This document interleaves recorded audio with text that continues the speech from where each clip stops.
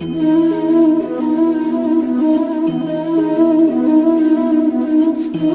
guys, once again you all are welcome to Innovative Science School. આજે જે આપણો topic છે આઇસોમેરિઝમ કમ્પ્લીટ કરી દીધા બાદ કે જે છે GOC. Yes, GOC. ઓકે, હવે GOC એટલે શું થાય છે? GOC એટલે general organic chemistry. Okay, general organic chemistry જે છે એમાં આપણે બેઝિકલી વાત કરવાની છે બધી ઇલેક્ટ્રોનિક ઇફેક્ટની. ઓકે, વાત શેની કરશી ભાઈ આપણે જનરલ ઓર્ગેનિક કેમિસ્ટ્રીમાં? તો કે ઇલેક્ટ્રોનિક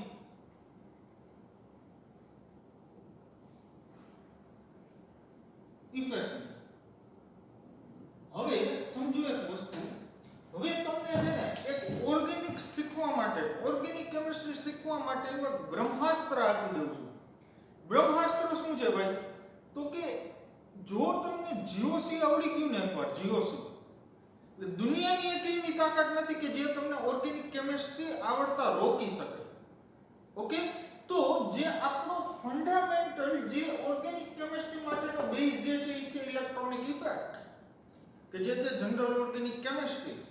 11th વાળા સ્ટુડન્ટ માટે વાત કરી દઉં, GOC માં જે તમને લગભગ 20% પોર્શન એવું છે કે જે નહીં સમજે, પણ એની ચિંતા કરવાની નથી.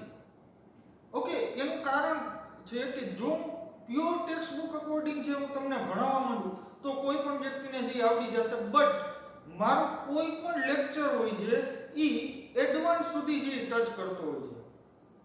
ઓકે, તો એના વિશે જે જરાય ગભરાતા નહીં, સમય સાથે જે દરેક વસ્તુ આવડે. આ માહિતી હતી 11th વાળા માટે. ઓકે, હવે 11th વાળા માટે અને 12th વાળા માટે કોમન એક વાત કરું છું. હવે એક તો ઇલેક્ટ્રોનેગેટિવિટી એટલે કે વિદ્યુત ઋણતા, પછી વાત આવશે સંકરણની. ઓકે, આજે આ બે મુદ્દા છે એના વિશે જો હું ચર્ચા કરું છું તો સમજો. પહેલા તો જે મારે તમને વાત કરવાની છે ને એ 11th વાળા માટે સંકરણની વાત કરવાની છે. મને ઘણા વિદ્યાર્થી મિત્રોએ કીધું કે આ sp3 sp2 sp તમે કયો છો એ છે શું? તો આજે જે એ એક્સપ્લેન કરું છું. હવે સંકરણ એક્ઝેક્ટલી છે શું એ સમજવું હોય તો તમારે કેમિકલ બોન્ડિંગ છે એ ભણવું પડે. ઓકે, કે જે કેમિકલ બોન્ડિંગ છે એ ઓનલાઈનમાં તમને ભણાવવું થોડુંક ડિફિકલ્ટ છે, માટે એ ચેપ્ટર જે મેં ચૂઝ નથી કરેલું. ઓકે, તો સંકરણ છે એ કોઈ પણ સંકરણ છે એ કઢાઈ કઈ રીતના એ હવે હું તમને ટ્રીક આપું છું, સમજો. સોરી, જો તો કે કોઈ પણ છે એ સંકરણ આપણે કઈ રીતના નીકાળશું? તો કે સંકરણ માટેનું સૂત્ર છે, સમજજો. સિગ્મા બંધ પ્લસ અબંધકારક ઇલેક્ટ્રોન યુગ્મ, એટલે કે જેની ઇંગ્લિશમાં કહેવાય લોન પેર અને આપણે શોર્ટમાં દર્શાવશું LP1. સિગ્મા બંધ પ્લસ અબંધકારક ઇલેક્ટ્રોન યુગ્મ જો છે ને આ બંનેનો સરવાળો, જોઈ શકો છો ને સરવાળો, આ બંનેનો સરવાળો 2 થાય તો તમારું સંકરણ હશે sp. ઓકે, પછી સિગ્મા બંધ પ્લસ લોન પેર આ બેનો સરવાળો છે એ 3 થાય તો સંકરણ હશે sp2. પછી સિગ્મા બંધ પ્લસ લોન પેર નો સરવાળો જો 4 થાય સંકરણ થશે sp3. હવે તમે શું કહો છો કાઈ નથી સમજાતું, 2 મિનિટ જાણી લો, એટલી પ્રેક્ટિસ કરાવીશ, બધી વાત છે એ સમજી જશે. સિગ્મા બંધ પ્લસ લોન પેર આનો સરવાળો જો 5 થાય તો સંકરણ થાય sp3d. જો સિગ્મા બંધ પ્લસ લોન પેર નો સરવાળો 6 થાય તો સંકરણ થશે sp3d2. બટ આપણે છે ઓર્ગેનિકમાં 3 ની જરૂર પડશે, sp sp2 અને sp3. sp3d અને sp3d2 છે એ આપણે ઇનઓર્ગેનિક કેમિસ્ટ્રીમાં ભણવાનું છે. ડન? ઓકે, તો હવે આ તમે શું કહેવા માંગો છો સમજો આગળ. હવે આનો એક્ઝામ્પલ પ્રેક્ટિસ કરાવું તો તમને જે ખ્યાલ આવે. માની લો કે તમારી પાસે એક અણુ છે કે જે છે એમોનિયા NH3. ઓકે, હવે નાઇટ્રોજન ઉપર એક લોન પેર હોય. હવે કેટલા એના પ્રશ્ન થાય કે આમ દર્શાવે સાચું જ છે, પણ લોન પેડ ને છે એ લીગલી આ રીતના આમ દર્શાવે. ઓકે, એટલે આમાં જે કઈ મૂંઝાવવાની જરૂર નથી. ક્યાંક આ રીતના ખાલી બે ટપકા જ હશે ને ક્યાંક છે આ રીતનું દર્શાવેલું હશે, પણ છે શું? ઈ અબંધકારક ઇલેક્ટ્રોન યુગ્મ. અબંધકારક ઇલેક્ટ્રોન યુગ્મ ક્યારેક આવી રીતના બે ટપકાથી જ છે દર્શાવેલું હશે. ક્લિયર? ઓકે, તો જોવો જી આ નાઇટ્રોજન પહેલો સિગ્મા, બીજો સિગ્મા, ત્રીજો સિગ્મા અને પ્લસ એક લોન પેડ, તો 3 સિગ્મા બંધ, એક લોન પેડ, સરવાળો થયો 4. તો નાઇટ્રોજન જે છે ને, નાઇટ્રોજન જે બોલું ઈ સાંભળજો, નાઇટ્રોજન એનું સંકરણ તમારે શું ગણવાનું? sp3. ઓકે, હાલો પછી ફોર એક્ઝામ્પલ આવું CH4.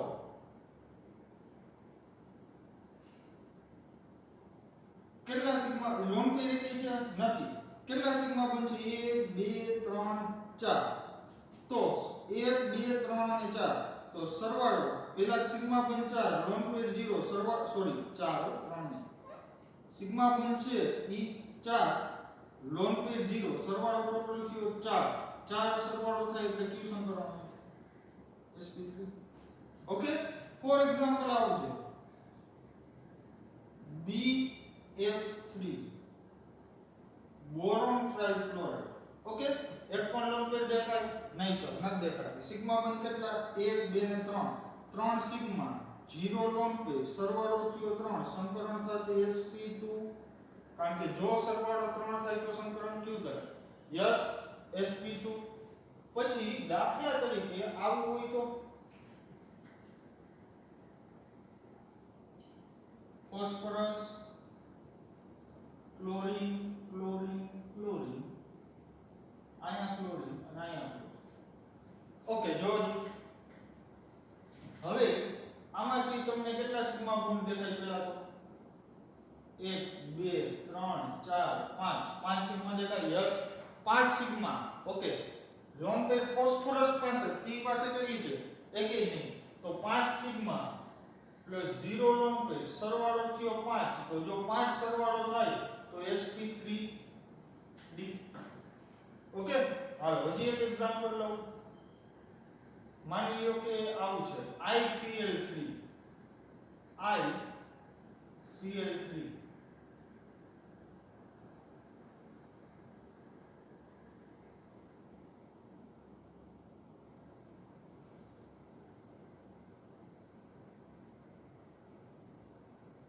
એટલે કે ક્લોરીન, ક્લોરીન, ક્લોરીન અને આયોડિન પાસે છે બે લોન પેડ આવશે.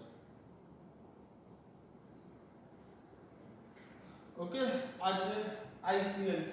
સંકરણ શું થશે? જોવો જી, લોન પેડ કેટલી? 1 2, સિગ્મા બંધ કેટલા? 1 2 ને 3, 2 લોન પેડ, 3 સિગ્મા બંધ, સરવાળો થયો. હાલો સિગ્મા બંધ કેટલા છે ભાઈ? 3, લોન પેડ કેટલી છે? 2, સરવાળો થયો 5, sp3d. ઓકે, હાલો પછી XZF2, ઝેનોન, ફ્લોરીન, ફ્લોરીન.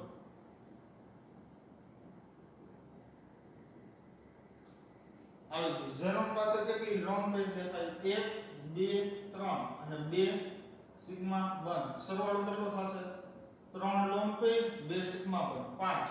એટલે અહીંયા આવી જશે sp3d, કારણ કે 5 સરવાળો થાય એટલે sp3d. હાલો પછી માની લ્યો કે આવું છે. હવે હું તમને એમ કહું કે આ કાર્બનનું છે એ સંકરણ ગણવાનું છે. હા, તો હવે તમને તરત લાઈટ થઈ ગઈ. આ કાર્બન ઉપર કેટલા હાઇડ્રોજન હોય? 2. તો આ કાર્બન સિગ્મા બંધ કેટલા બનાવ્યા? પહેલો, આ બીજો, આ ત્રીજો, આ ચોથો, 4 સિગ્મા બનાવ્યા? યસ, 4 સિગ્મા બનાવ્યા. લોન પેડ આ કાર્બન ઉપર એટલી દેખાય? નહીં, નથી દેખાતી, એટલે 4 સિગ્મા 0 લોન પેડ, સરવાળો થયો 4, sp3. જો 4 સરવાળો થાય એટલે sp3. આ તો યાદ રાખવું જ પડશે, બરાબર? અને આ એટલી બધી વાર આવશે ને ઓટોમેટિક આ યાદ રહી જશે. ઓકે, હાલો પછી આવું હોય ફોર એક્ઝામ્પલ. હવે સંકરણ જે છે ને, આ sp3 sp2 sp sp3d સંકરણ કહેવાય. હવે કોઈ પણ એક પરમાણુ જોઈએ, આખા અણુનું હોય, બરાબર? એટલે તમને એમ કહે, હું એમ કહું કે આ કાર્બન અહીંયા છે એનું સંકરણ શું? ઓકે તો પહેલા તો જો અહીં હાઇડ્રોજન કેટલા હોય તમે કહેશો તરત જ એક જ ઓકે હવે અહીં સિગ્મા બંધ કેટલા છે જો આ કાર્બનનો હાઇડ્રોજન આ પહેલો સિગ્મા આ સિંગલ બોન્ડ છે આ કાર્બન કાર્બન આ બીજો સિગ્મા આ carbon carbon single bond sorry double bond છે પણ એક આ પાઈ હોય ને એક સિગ્મા હોય ખબર ને મેં તમને કીધેલું છે પ્રીવિયસ લેક્ચરમાં કે ડબલ બોન્ડ હોય તો એક પાઈ હોય અને એક શું હોય સિગ્મા અત્યાર પૂરતું આટલું યાદ રાખો કેમિકલ બોન્ડિંગમાં મેટર છે ડીપમાં જોવાનું છે ઓકે તો જોવો જી આ કાર્બન અહીંયા એક સિગ્મા બનાવ્યો અહીંયા એક સિગ્મા બનાવ્યો અહીંયા એક સિગ્મા બનાવ્યા કેટલા સિગ્મા બનાવ્યા યસ 3 સિગ્મા બનાવ્યા તો 3 સિગ્મા બનાવ્યા હા લોન પેર એટલે નહીં 3 સિગ્મા 0 લોન પેર સંકરણ થાય sp2 ડન ઓકે હાલો નેક્સ્ટ જોઈએ આપણે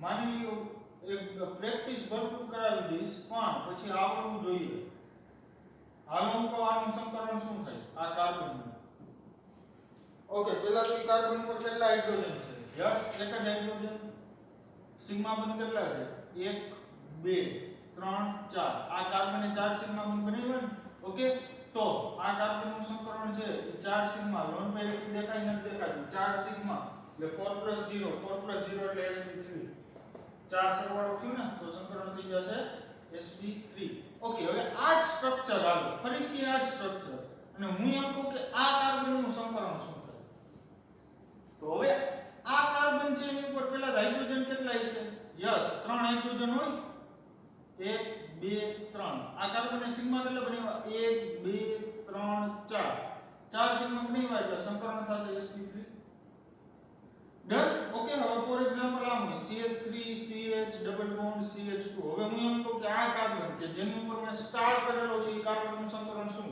તરત જ આવડી જશે જોજો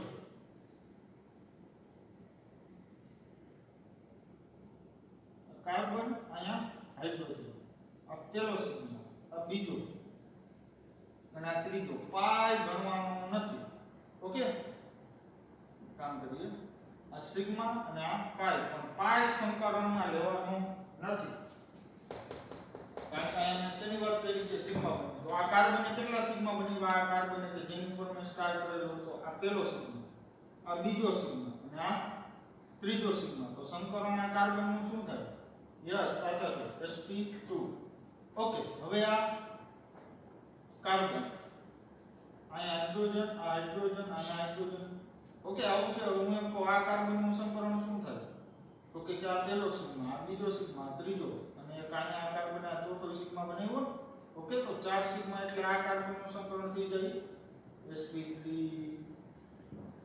વાત સમજાણી કઈ ઓકે હવે ગમે એનું સંકરણ નીકાળતા આવડે ને જરાય મૂંઝાવણ થતું નથી ઓકે બધું આવડે છે તો આ પહેલા તો sp2 3 શું હતું એ વાત સમજાઈ ગઈ ડન ઓકે હવે આગળ જોડાઈએ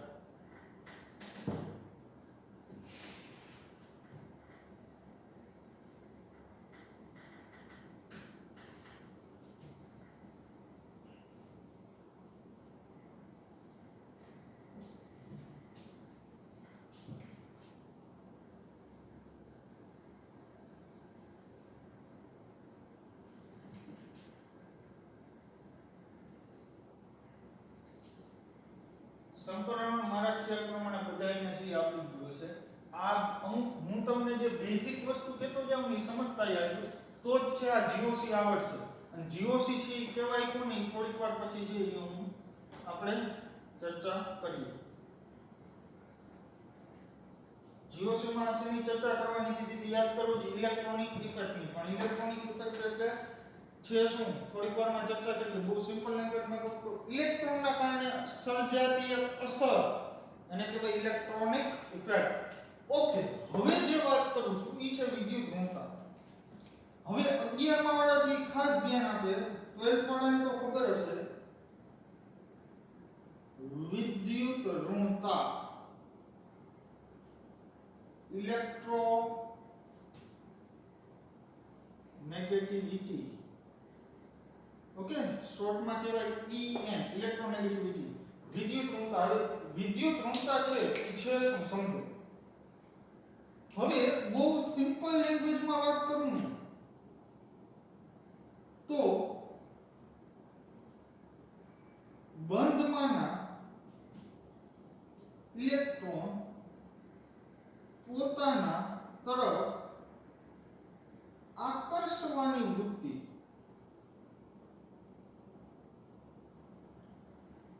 એને કહેવાય વિદ્યુત ઋણતા. ઓકે, હવે શું કહેવા માંગુ છું કાંઈ નથી સમજાતું. હજી છે 2 મિનિટ નહીં સમજે, પછી આખો પિક્ચર છે ક્લિયર થશે, સમજજો.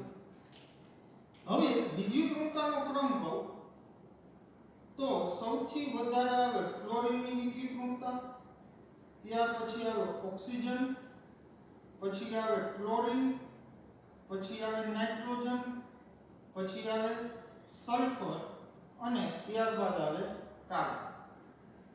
ઓકે, તો આ જે છે એ એક આખો વિદ્યુત ઋણતા છે એનો એક ક્રમ છે. તો આ ક્રમ જે છે એ તમારા માટે બહુ એટલે બહુ જ ઇમ્પોર્ટન્ટ છે. ઓકે, તો મહેરબાની કરીને છે આ ક્રમ છે એ તમે ભૂલતા નહીં, વ્યવસ્થિત રીતના છે નોટ કરી લેજો. ડન. ઓકે, તો આ જે છે વિદ્યુત ઋણ તત્વનો જે છે એ આખો એક ક્રમ છે. ઓકે, એક કામ કરવું હોય તો કરીએ. હજી છે ને આમાં એક તત્વ ઉમેરી દઈએ, હાઇડ્રોજન. ઓકે, હવે આ શું કહેવા માંગે છે એ સમજાવો. હવે સમજાવો, જો ધ્યાન આપો. માની લો કે તમારી પાસે એક અણુ છે AB. ઓકે, અણુ કયો છે AB, કે જે AB સિંગલ બોન્ડ થી જોડાયેલો છે. સમજો. હવે હું એમ કહું કે A તત્વ કરતા B તત્વની વિદ્યુત ઋણતા વધારે. B ની વિદ્યુત ઋણતા વધારે. ઓકે, એટલે હવે આ જે છે આનો મીનિંગ શું થાય એ એક્સપ્લેન કરું છું. હવે પહેલા તો મને એ કહો કે કોઈ પણ બે પરમાણુ વચ્ચે જ્યારે ઇલેક્ટ્રોન જે છે એ સહસંયોજક બંધ બનાવે ત્યારે શું થાય? ઇલેક્ટ્રોનની ભાગીદારી થાય. થાય કે ન થાય? યસ. તો આ ઇલેક્ટ્રોનની ભાગીદારી થઈ. હવે તમને ખ્યાલ છે મિત્રો કે જ્યારે ભાગીદારી થાય ત્યારે ઇલેક્ટ્રોન છે એક્ઝેક્ટલી બે પરમાણુની વચ્ચે જ રહે. માની લો કે આ A નો ઇલેક્ટ્રોન છે અને આ B નો ઇલેક્ટ્રોન છે, તો આ બંને ઇલેક્ટ્રોન A અને B ની વચ્ચે છે ને એને ભાગીદારી કહેવાય ને. મીન્સ કે આ ઇલેક્ટ્રોન છે અને A અને B ની એક્ઝેક્ટ વચ્ચે હશે. વાત સમજી છે?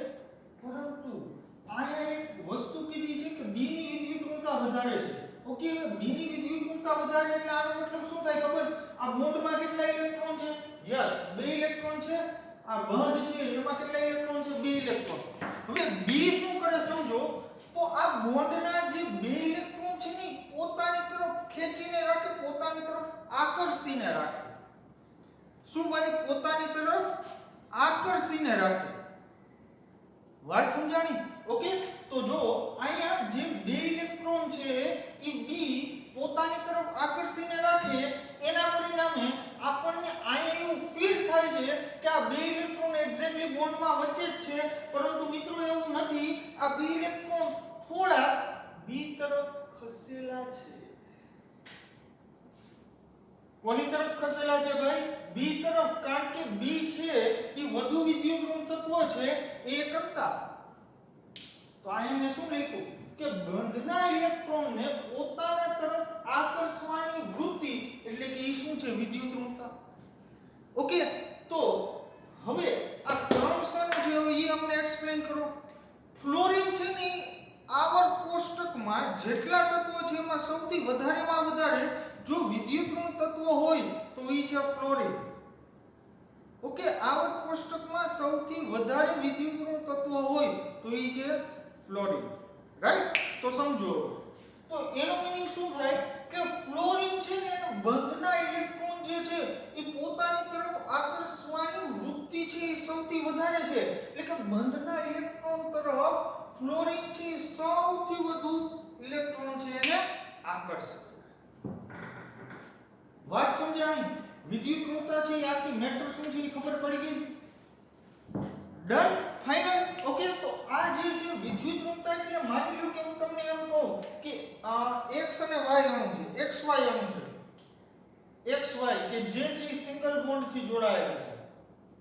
હવે માની લો કે હું તમને એમ કહું કે x છે એ y કરતા વધુ વિદ્યુત ઋણ છે. કોણ વધારે વિદ્યુત ઋણ છે? x.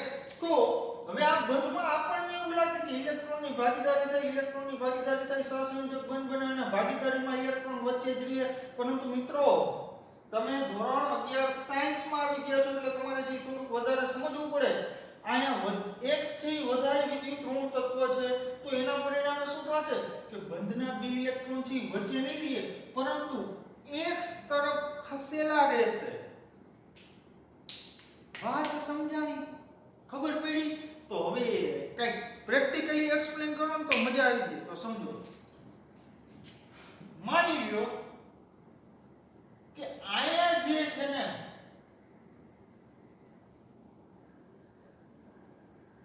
એક છોકરો છે, બરાબર, નોર્મલ વેઇટ છે. માની લો કે આનું વેઇટ જે છે એ 40 કિલો છે. ઓકે, હવે આને જે છે આપણે દોરી પકડાવી દઈએ. જોજો હમણાં એક જ ગાય એને બધું સમજાઈ જાય. આને એક આપણે દોરી પકડાવી દઈએ.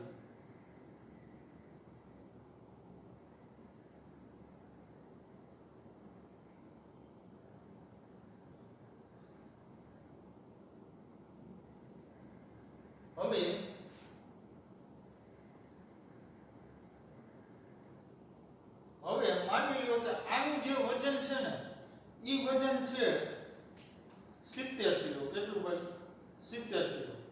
આ બેને આપણે છે ને દોરી, આપણે રસા ખેંચીની જે દોરી હોય ને એ દોરીએથી છે આપણે બેન પકડાવી દીધી દોરી, બરાબર.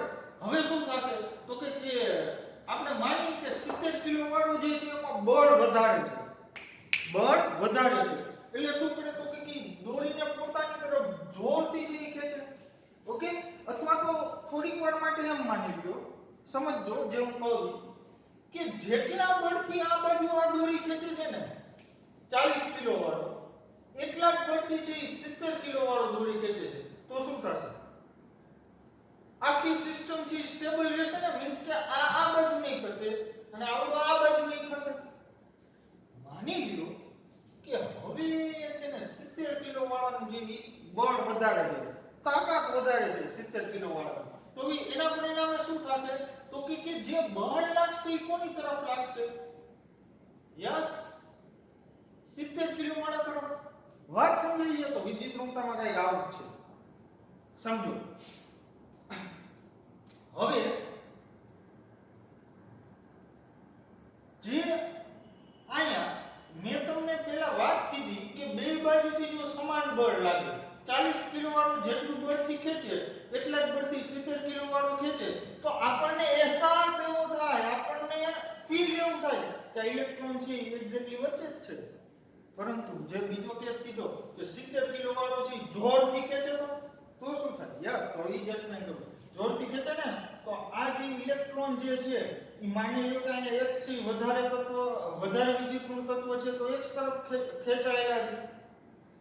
હવે આ a અને b માં b વધારે વિદ્યુત ઋણ છે એટલે b ખેંચશે. ઓકે, તો આ જે છે ઇલેક્ટ્રોન ક્યાં રહેશે? b તરફ રહેશે. વાત સમજાણી? કઈ ક્લિયર થઈ? ઓકે, હવે આગળ વધીએ, સમજો.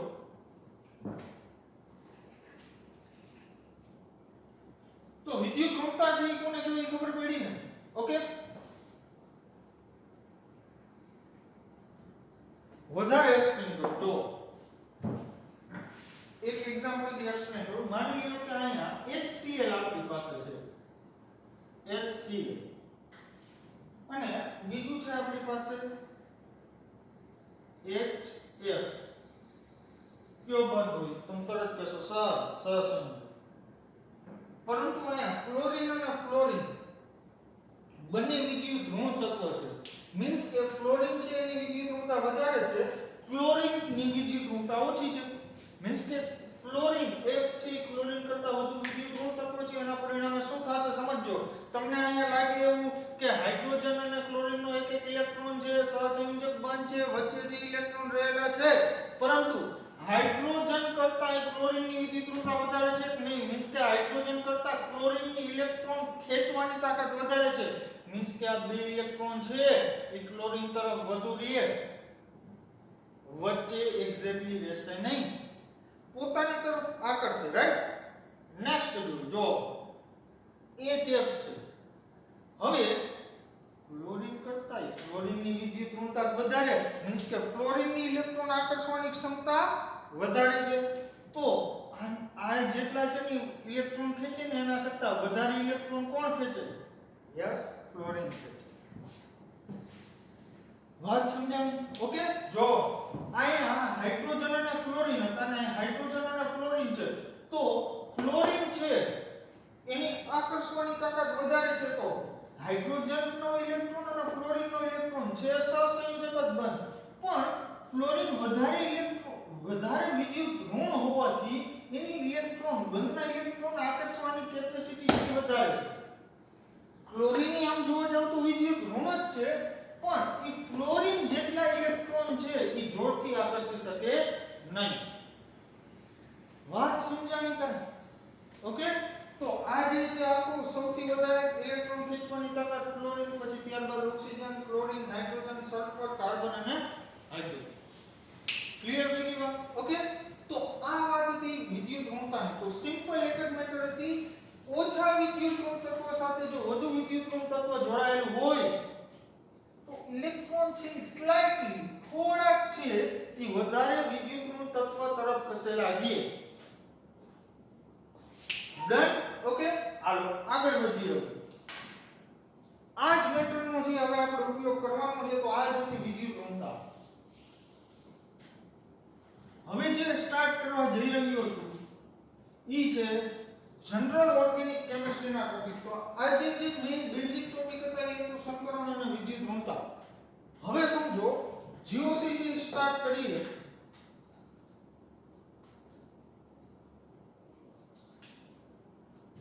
તો કે જીઓસી છે એમાં ટોપિક કયા કયા આવે? તો કે જીઓસી માં આવશે ઇલેક્ટ્રોનિક ઇફેક્ટ. તો ઇલેક્ટ્રોનિક ઇફેક્ટમાં કઈ કઈ ઇફેક્ટ છે આપણે શીખવાની છે, તો એનું લિસ્ટ બનાવી દો. સૌથી પહેલી જે ઇફેક્ટ જે છે ઈ છે પ્રેરક અસર. પ્રેરક અસર જે છે એને ઇંગ્લિશમાં કહેવાય ઇન્ડક્ટિવ ઇફેક્ટ.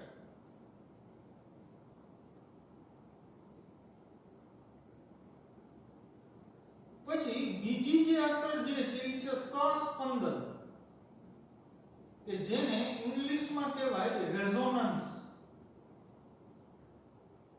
ત્રીજી જે ઇફેક્ટ જે છે એ છે અતિસંયુગ્મન અસર,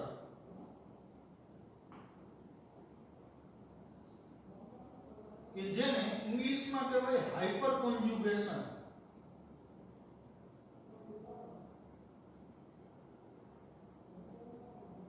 અને ચોથી જે છે ઈ છે ઇલેક્ટ્રોમેરિક ઇફેક્ટ.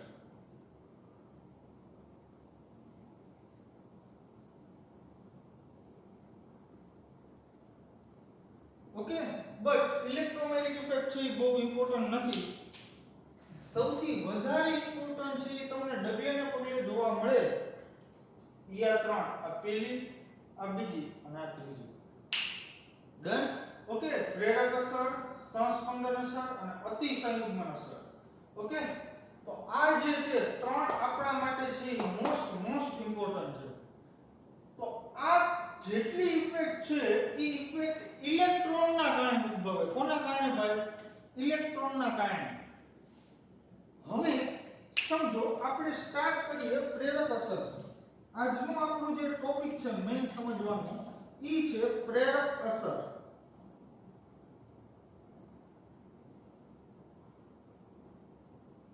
Inductive effect.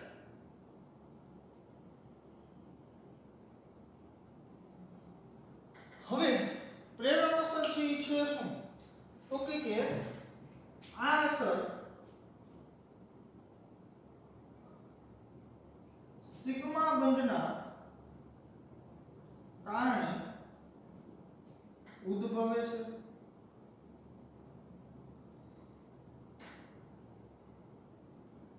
આ અસર વિદ્યુત ઋણતાના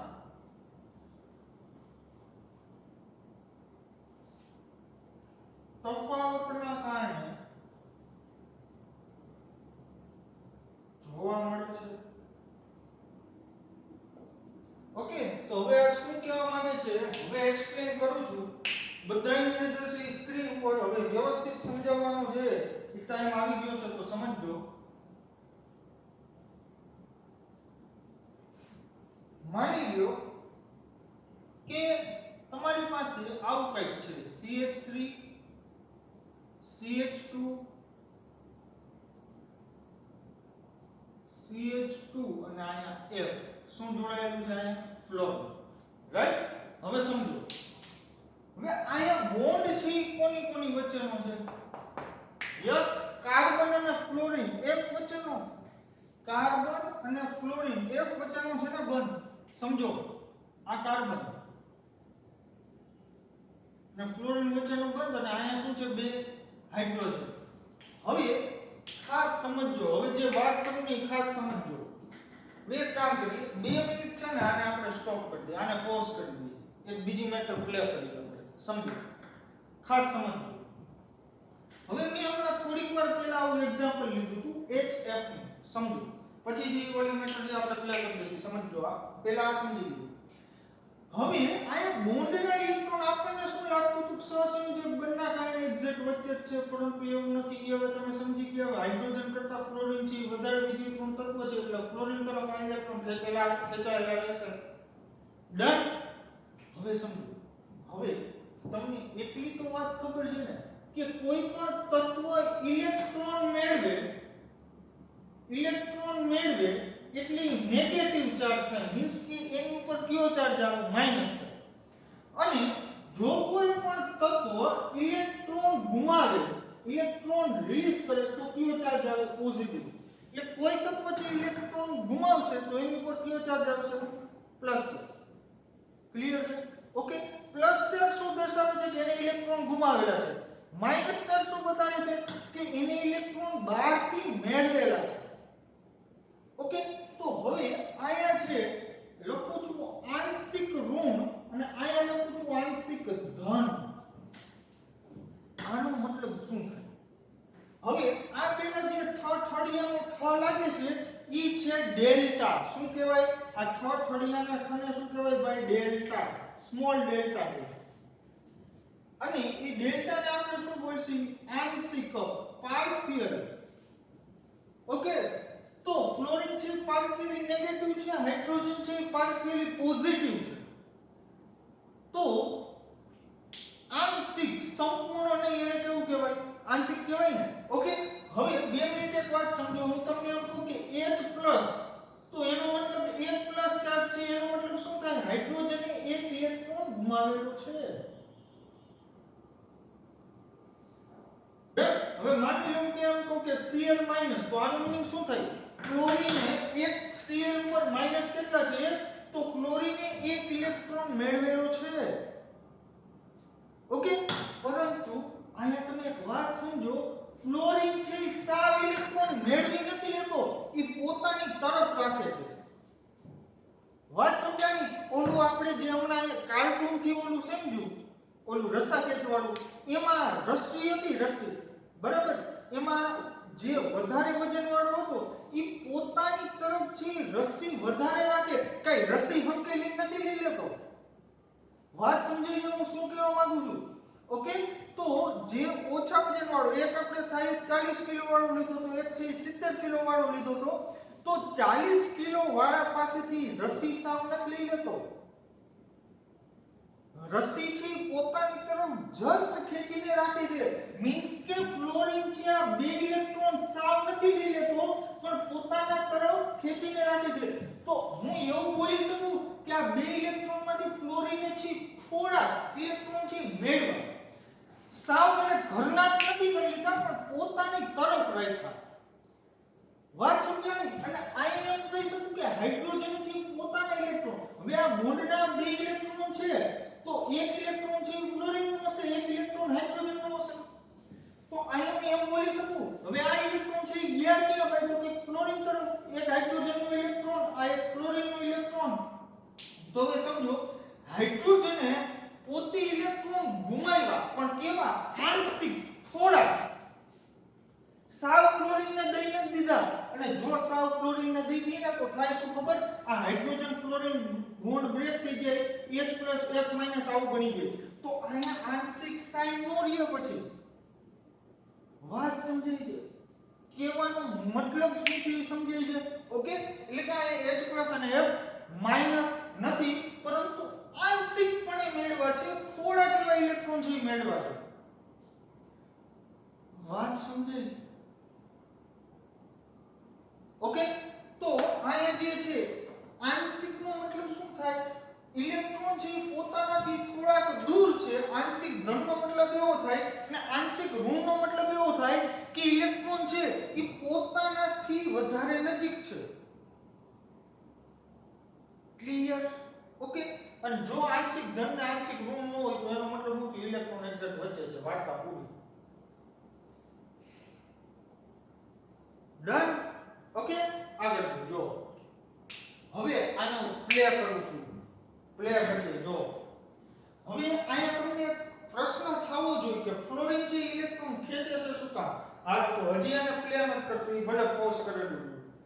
પહેલા આ સમજાવી દઉં કે ખેંચે છે શું કામ આવડો ફ્લોરીન ઇલેક્ટ્રોન. જો સમજો, ફ્લોરીન જે છે એ ફ્લોરીન એ કોઈ પણ પરમાણુમાં તમને એ તો ખબર હોય કે ન્યુક્લિયસ હોય.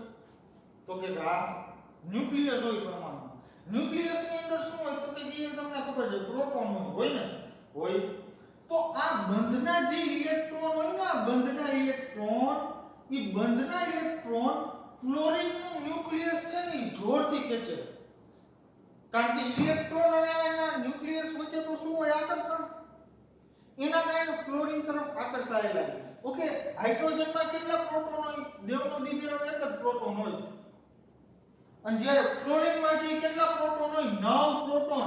તો તમે સિમ્પલી વિચારી શકો કે 9 પ્રોટોનની આકર્ષવાની ક્ષમતા વધારે હોય કે એક પ્રોટોન? યસ, એક પ્રોટોન. Sorry, 9 proton. રાઈટ? એક પ્રોટોનની છે એ આકર્ષવાની ક્ષમતા ઓછી હોય કમ્પેર ટુ 9 પ્રોટોન. વાત સમજાણી? ઓકે, તો હજી એક પ્રશ્ન થાય કે સલ્ફર છે, સલ્ફર હજી અહીંયા ક્લોરીન છે તો ક્લોરીન લઈ, સલ્ફર નહીં ક્લોરીન. ક્લોરીનનો પરમાણુ ક્રમાંક કેટલો થાય? 17. ઓક્સિજનનો પરમાણુ કેટલો થાય? પરમાણુ ક્રમાંક 8.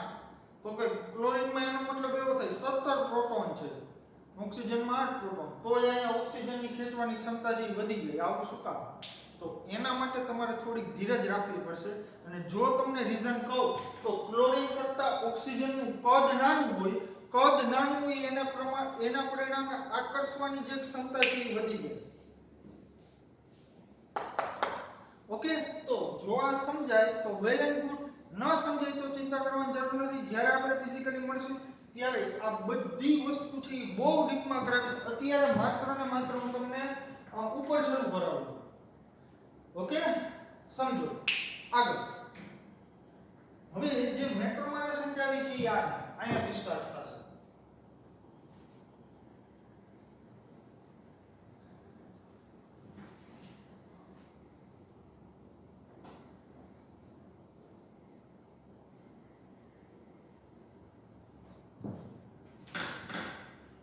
ઓકે, હવે આ કાર્બન અને ફ્લોરીન વચ્ચે એક સિંગલ બોન્ડ છે. તમે તરત કહેશો યસ સર. હવે આને પ્લે કરી દો. આને પ્લે કરી દીધું. હાલ સમજો. હવે અહીંયા કાર્બન કરતા ફ્લોરીનની ખેંચવાની તાકાત વધારે છે. મીન્સ કે ફ્લોરીન છે એ વધારે વિદ્યુતઋણ છે કાર્બન કરતા. હા ને? ઓકે, હવે શું થશે જુઓ. તો કે ફ્લોરીન છે પોતાની તરફ જે ઇલેક્ટ્રોન આકર્ષીને રાખે એટલે કે આંશિક ઋણ. અને સાવ લઈ ઇલેક્ટ્રોન તો કે કમ્પ્લીટલી નેગેટિવ. પણ થોડા પોતાની તરફ રાખે ઇલેક્ટ્રોન તો આંશિક ઋણ. ડન? ઓકે, તો આ કાર્બન ઉપર શું આવે? આંશિક ધન. કારણ કે તમે એક વસ્તુ સમજો, ઇલેક્ટ્રોન ગયા કોની તરફ? ફ્લોરીન તરફ. આ કાર્બન ને ફ્લોરીન આવું છે ને, તો આપણને પહેલા એવું લાગતું હતું કે સહસંયોજક બનશે, પરંતુ નથી. કારણ કે ખબર પડી ફ્લોરીન છે વધારે વિદ્યુતઋણ છે એટલે આની ઉપર આવે આંશિક ઋણ, આની ઉપર આવે આંશિક ધન. શું કામ?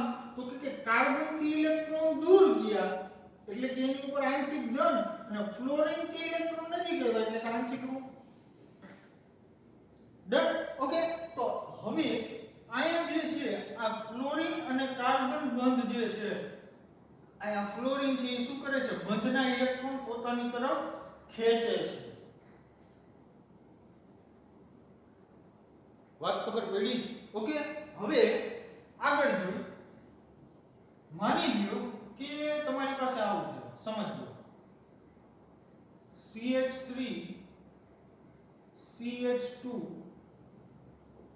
Cl ઓકે તો કાર્બન અને ક્લોરીન માં કોની વિદ્યુતઋણતા વધારે તો ક્લોરીન જ જીતી જાય તો આવલો થશે આંશિક ઋણ આ કાર્બન થશે આંશિક ધન હવે એક બીજી વાત કરવી છે તો બોન્ડના ઇલેક્ટ્રોન કોના તરફ ખસી જશે કયો જી મને યસ ક્લોરીન તરફ હવે એક બીજી વાત કરવી છે કે જે ઇમ્પોર્ટન્ટ છે ઈ વાત એવી છે કે આ જે છે આંશિક ધન અને આંશિક ઋણની પ્રવૃત્તિ ક્યાં સુધી આ લાગે ક્યાં સુધી સમજો હવે આ પહેલો કેસ જો પહેલો કેટલા કાર્બન છે યસ 3 કાર્બન અને ક્લોરીન હાઇડ્રોજન નથી દર્શાવતો હાઇડ્રોજન નું અત્યારે કાઈ કામ જ નથી સમજો માની લો કે અહીંથી એક સીધી પાઇપલાઇન છે બરાબર પીવીસી ની નો હોય એટલે પાઇપલાઇન એટલે હું તમને શું સમજાવવા માંગુ છું તમને ખબર છે શું છે બંધ હવે ફ્લોરિન નું કામ શું છે ઇલેક્ટ્રોન ખેંચવાનું કારણ કે કાર્બન કરતા વધારે વિદ્યુતઋણ છે ઓકે હવે સમજો આવું આ શું થશે આંશિક ઋણ યસ આ શું થશે આંશિક ધન આ આંશિક ધન આ આંશિક ધન આ વળી તમે શું કર્યું સમજો જો આ બધી આખી એક સળંગ પાઇપલાઇન છે યસ તો ફ્લોરિન શું કરે ખબર છે આ કાર્બન અને આ કાર્બન એ ત્રણ કાર્બન જે છે એના ઇલેક્ટ્રોનના વાદળને પોતે શું કરે પોતાના ન્યુક્લિયસ દ્વારા આકર્ષણ બળ લગાડે વાત સમજાણી એટલે આ કોના જેવી વાત છે સમજજો અહીંયા માની લ્યો કે તમારી પાસે ગજિયો ચુંબક છે ઓકે અહીંયા આ એક ટાંકણી છે ટોટલ 3 આ 1 આ 2 અને આ 3 અહીંયા તમારી પાસે ટાંકણી છે આ ચુંબક છે હવે ચુંબક તમને ખબર હોય કે શેનું કામ કરે આકર્ષવાનું તો આના ચુંબકીય ક્ષેત્ર છે એ શું થશે ભાઈ તો કે જેમ આ ચુંબકથી તમે દૂર જતા જાશો તેમ ચુંબકીય ક્ષેત્ર નિર્બળ થતું જાય મીન્સ કે ચુંબકની આકર્ષવાની ક્ષમતા અંતર વધવાની સાથે ઘટે તો હવે અહીંયા કંઈક એવું જ છે તો અહીંયા કાર્બનની જે વિદ્યુતઋણતા ઓછી છે કોના કરતા ક્લોરીન કરતા મીન્સ કે ક્લોરીન જે ઇલેક્ટ્રોનને પોતાની તરફ આકર્ષે અને આ જે છે એ અમુક અંતર સુધી એટલે કે અમુક કાર્બન સુધી ક્લોરીન છે આ અસર પોતાની દર્શાવી શકે અમુક કાર્બન પછી આ અસર જેની નાબૂદ થવાની ચુંબકીય ક્ષેત્ર છે અમુક અંતર પછી નાબૂદ થવા માંડે ને તો એ જ રીતના ક્લોરીનની આકર્ષવાની ક્ષમતા જે છે એ અમુક કાર્બન પછી નાબૂદ થવા માંડે તો હવે પ્રશ્ન કેટલા કાર્બન સુધી 3 કાર્બન સુધી છે ને 3 કાર્બન સુધી એટલે કે માની લો કે પહેલો કાર્બન આ બીજો અને ત્રીજો 3 કાર્બન સુધી આ ફ્લોરિન છે એ ઇલેક્ટ્રોન આકર્ષી શકે પછી ચોથા કાર્બન થી આ અસરથી સાવ ઓછી થઈ વાત સમજાણી કાઈ ઓકે એટલે આ જે છે આ બધાય આ કાર્બન છે કેવા થતા જાય આંશિક ધન ઓકે આ બધાય કેવા થતા જાય આંશિક ધન પણ હવે આની અરે જો જે આ લાઈનમાં ચોથો કાર્બન જોડી દઉં તો હવે ફ્લોરિનની એવડી તાકાત નથી કે આ કાર્બનના ઇલેક્ટ્રોન છે એ પોતાની તરફ આકર્ષીને રાખે clear crystal clear concept final okay તો આ જે છે એક મેટર ધ્યાન રાખજો તો આયા છે ઈ જ નોંધ લખાવું છું કે વિદ્યુત ઋણતા અંતર પર આધારિત અસર છે મીન્સ કે જો 3 કાર્બન સુધી જે આ અસર છે લાગુ પડે ચોથા કાર્બન થી આ અસર ઓછી થઈ જાય આને શું કહેવાય પ્રેરક અસર છે કોના કારણે ઉદ્ભવે સિગ્મા બંધ અને વિદ્યુત ઋણતાના તફાવતના કારણે તો આ કાર્બન અહીં તમે જોઈ શકો છો સિંગલ બોન્ડ છે સિગ્મા તો આ જે અસર છે એ કોના કારણે ઉદ્ભવે છે સિગ્મા બંધ અને વિદ્યુત ઋણતાના તફાવતના કારણે તો અહીં ફ્લોરિન છે શું કરે છે ઇલેક્ટ્રોન ખેંચે છે ડન ફાઇનલ તો હવે જો અહીંયા એક અગત્યની જે નોંધ લખાવી દઉં કે આ અસર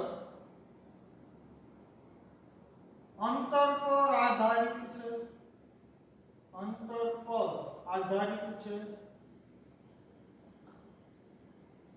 અને 3 કાર્બન પછી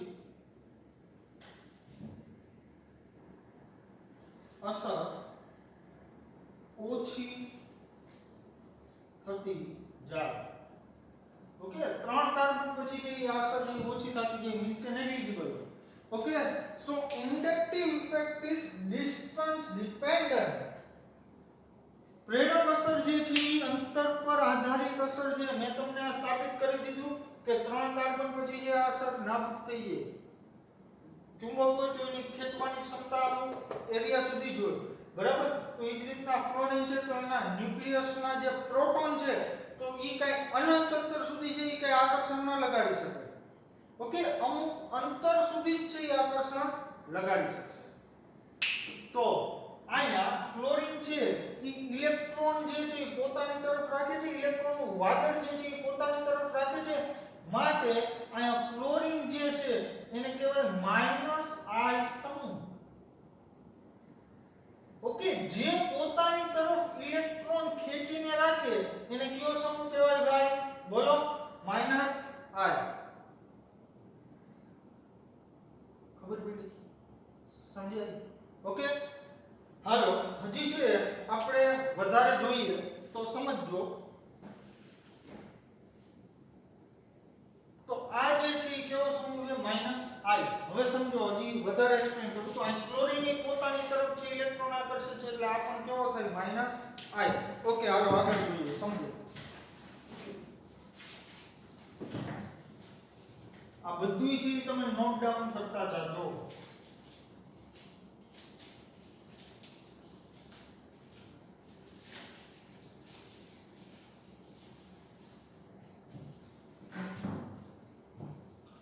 માની લો કે હવે તમારી પાસે કંઈક આવું એક્ઝામ્પલ છે. CH3 CH2 અને આયા છે આપણે રાખી NH2 અને નાઇટ્રોજન પાસે લોન. ઓકે, નાઇટ્રોજન નું સંકલન કરી લેજો થશે sp3.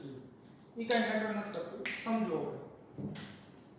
હવે અહીંયા નાઇટ્રોજનની વિદ્યુતઋણતા જો કાર્બન કરતા વધારે છે તો આ ફરીથી આ ઇલેક્ટ્રોન છે ખેંચશે કોણ? અહીંયા નાઇટ્રોજન, કારણ કે આનું સ્ટ્રક્ચર કંઈક આવું હોય. નાઇટ્રોજન કેટલા હાઇડ્રોજન? 2 અને અહીંયા શું છે?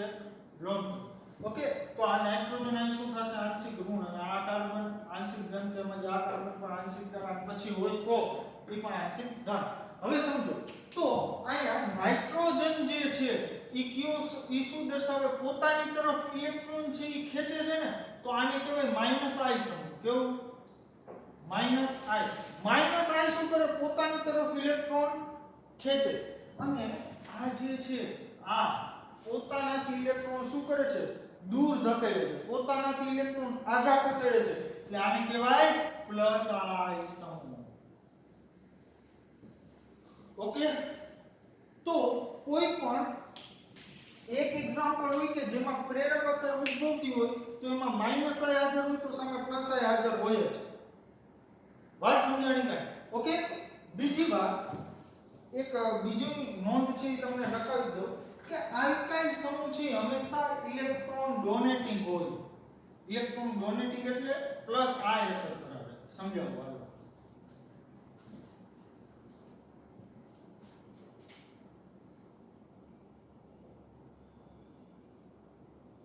આલ્કાઇલ સમૂહ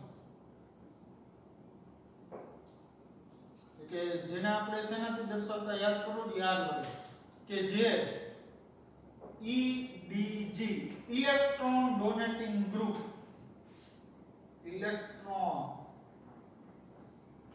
ડોનેટિંગ ગ્રુપ. ઓકે, એટલે કે ઇલેક્ટ્રોન નું દાન કરે. EDG અથવા +I અસર દર્શાવે આયનન ઓકે તો જે કાંઈ પણ દાખલા તરીકે આ મોઈજી કાર્બન ઓકે એક આરે જોડાયેલો હોય પછી આ બે કાર્બન હોય આમ પછી આમ ત્રણ કાર્બન હોય પછી આમ ચાર કાર્બન હોય તો જેમ જેમ કાર્બનની સંખ્યા વધતી જાય એમ પ્લસ આઈ ની અસર વધતી જાય પ્લસ આઈ અસર એટલે શું ભાઈ તો કે ઇલેક્ટ્રોનને પોતાનાથી દૂર કરવો આગો ખસેડવો વાત સમજાય ઓકે મીન્સ કે જેમ કાર્બનની સંખ્યા વધતી જશે ને એમ પ્લસ આઈ અસર વધતી જશે ઓકે હાલો સમજો આગળ હવે જો એક સુપર એક્ઝામ્પલ લઉં માની લો કે આવું છે તમારી પાસે CH3CH ડબલ બોન્ડ CH2 હવે તમે જો આ કાર્બનનું સંકરણ ગણો તો ઈ થાય sp3 અને આ કાર્બનનું જો તમે સંકરણ ગણો તો ઈ થાય sp2 હવે વિદ્યુત ઋણતા માટે થઈ ગયું સાંભળજો sp3 કાર્બન જે છે એની વિદ્યુત ઋણતા sp2 કાર્બન કરતા ઓછી છે અથવા તો એક કામ કરીએ આ રીતના ઓર્ડર નથી લખવો સમજો વ્યવસ્થિત ઓર્ડર લખી આપો વિદ્યુત ઋણતાની જો વાત કરું તો વિદ્યુત ઋણતા માટે sp3 કાર્બન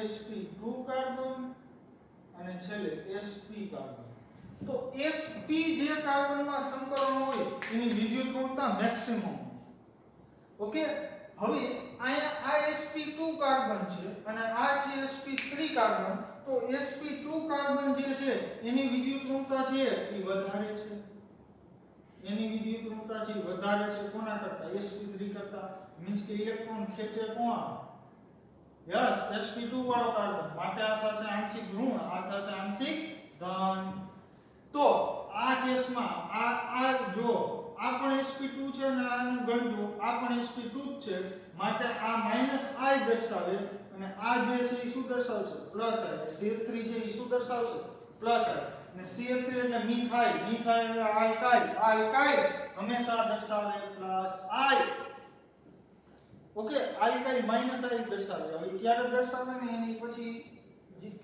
ડિટેલમાં ચર્ચા કરીએ થોડી વાર પછી માની લો કે આવું છે CH3 C triple bond CH okay તો અહીંયા જો આ કાર્બન જે છે એ છે sp3 આ કાર્બન જે છે એ છે sp તો sp3 કરતા sp ની વિદ્યુત ઋણતા વધારે હોય મીન્સ કે આની ઉપર આવે આંશિક ઋણ આની ઉપર આવે આંશિક ધન આ આવે -i આ આવે +i ઇલેક્ટ્રોન જે આ કાર્બન ખેંચે આને કહેવાય EWG ઇલેક્ટ્રોન વિથડ્રોઈંગ ગ્રુપ આને કહેવાય EDG electron donating group okay આ EDG EWG જે યાદ ન રહે તો હાલશે પણ એટલી ખબર હોવી જોઈએ કે કોણ +i દર્શાવે કોણ -i આ કાર્બન છે એ શું દર્શાવે -i મીન્સ કે પોતાની તરફ ઇલેક્ટ્રોન ખેંચે છે અને આ શું દર્શાવે +i ઇલેક્ટ્રોનને પુશ કરે છે ક્લિયર ઓકે કારણ કે આ કાર્બનની વિદ્યુત ઋણતા વધારે છે હજી એક વાત કરું ચાલો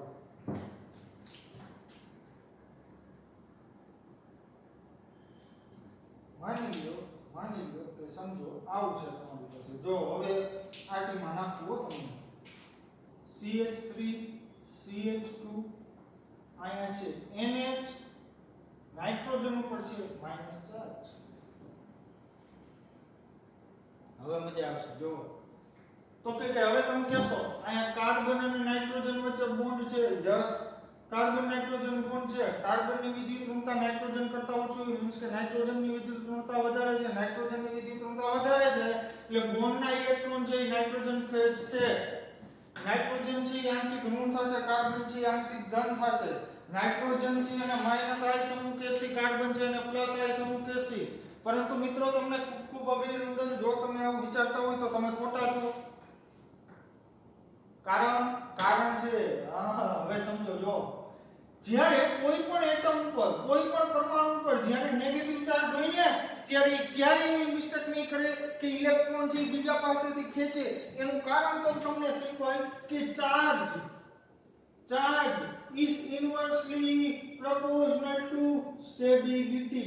એટલે કે ચાર્જ જે છે એ સ્થાયિતાના વ્યસ્ત પ્રમાણમાં હોય, એટલે કે જેટલો ચાર્જ વધારે એટલી સ્થાયિતા ઓછી. એક તો આ નાઇટ્રોજન પાસે માઈનસ ચાર્જ છે, યસ. હવે જો માથે જતા ઇલેક્ટ્રોન ખેંચે એટલે માઈનસ ચાર્જ વધે, માઈનસ ચાર્જ વધે તો સ્થાયિતા ઘટે. માટે આ કેસમાં નાઇટ્રોજન છે ઇલેક્ટ્રોન ખેંચવાને બદલે શું કરે? યસ, પુશિંગ કરે ઇલેક્ટ્રોન.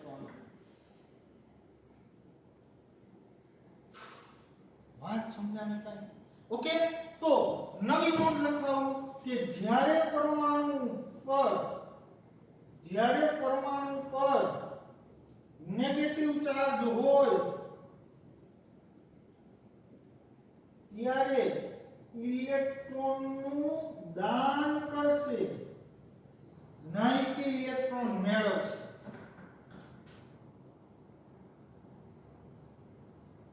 ફાઇનલ. ઓકે, હાલ હજી એક આપણે વધારે એક્ઝામ્પલ લઈ તો જ આ મેથોડોલોજી ખ્યાલ આવશે, તો જ મજા આવશે. હાલો જો આ બધું નોટ કરતા જાજો.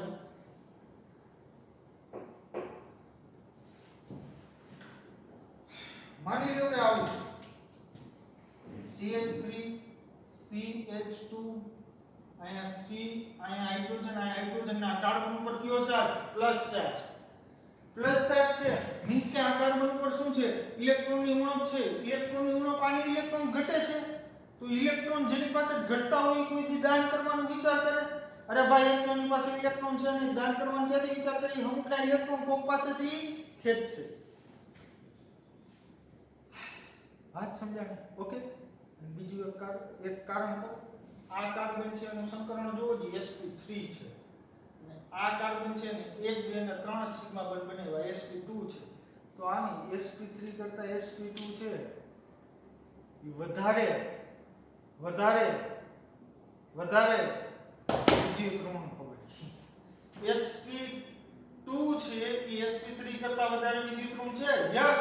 તો એના જ પરિણામે આ જે sp2 કાર્બન છે અહીંયા કયો સમૂહ બની જશે? માઈનસ I એટલે પોતાની તરફ ઇલેક્ટ્રોન આકર્ષે, અને CH3 CH2 છે બની જશે પ્લસ I.